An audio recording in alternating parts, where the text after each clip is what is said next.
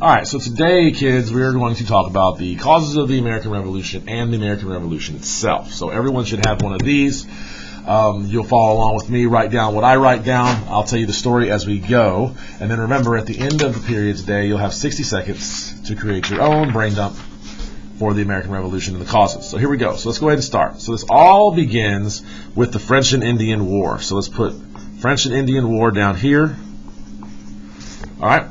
And the French and Indian War was where the king wanted this land west of the Appalachian Mountains because he wanted more raw materials, because England is an island, and he had to get rid of the French who were already living here that were doing the fur trade and cohabitating with the Native Americans.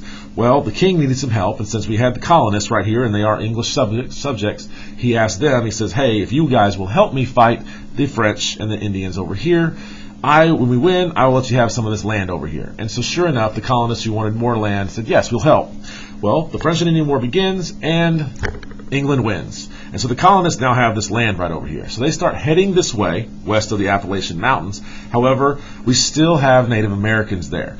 And the Native Americans were causing issues with the colonists and their survival and their health. Well, the king, who was trying to protect his investment, decided, you know what, this isn't working anymore, so he sent an official announcement, which was the Proclamation of 1763, saying that the colonists could not move west of the Appalachian Mountains. So don't cross the Apps at all.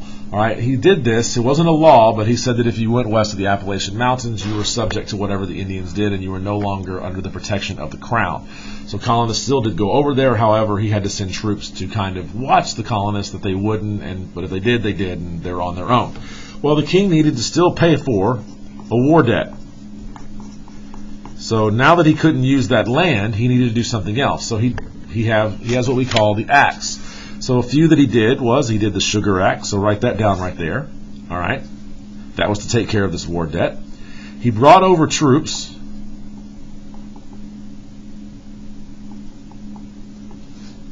to help protect his investment and the colonists. This was not for the war debt, but this was just more for protection itself. To get back to some of it, he had the Stamp Act.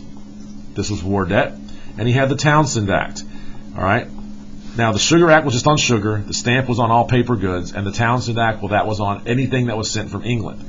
Well, after that, we have the Boston Massacre. The Boston Massacre occurs, and that's used as propaganda for the colonists to get the support for independence because they were tired of all the acts and they wanted to get rid of them. Well, the king didn't stop. The king then did the Tea Act, which led to the Boston Tea Party, where the colonists and the Sons of Liberty dressed up like Native Americans got on a boat, threw a bunch of tea into the harbor, and the king was not happy about that, and so he had to issue some punishments, which was the Tolerable Acts. These are the only ones that were the punishments, and this was the punishment for the Boston Tea Party. Now, this led to the first Continental Congress, where the colonists would boycott and protest all of the acts that were right here. And remember, they were all screaming no taxation without representation, because the colonists did not have any representation in Parliament under all these acts. As a matter of fact, the colonists were the only ones paying for the war debt. The English in England were not. All right. Well, after we had the first Continental Congress, what we're going to have next is we are going to have the first battle of the American Revolution, which was a shot heard around the world, which was Lexington and Concord. After Lexington and Concord happens, we have the Second Continental Congress, which was the Olive Branch. And this was stating that the colonists did not want to fight, but they would. And so they extended an olive branch to the king, which the king turned down.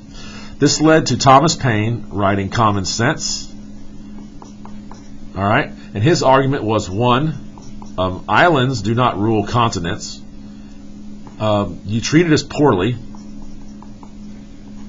You taxed us without representation. And then the final one is the distance. We're so far away from you that, well, how can you rule us? Which leads to Thomas Jefferson, who wrote the Declaration of Independence. And these were the grievances that we had. All right. Well, the war had begun after Lexington and Concord. We have the Battle of Trenton. All right. Then we have the Battle of Saratoga, which is important because that's the turning point of the war that brings us France to give us some aid. Then this leads to Valley Forge. Then we have the Battle of Yorktown, which equals our victory, which leads to the Treaty of Paris right here, where we become a recognized country. And there you have it. That is going to be our brain dump for this one. Now, you'll be able to see this one again, and also if you follow me on YouTube, you'll be able to see these anytime you want. So enjoy, and I hope you can do this at the end of the period.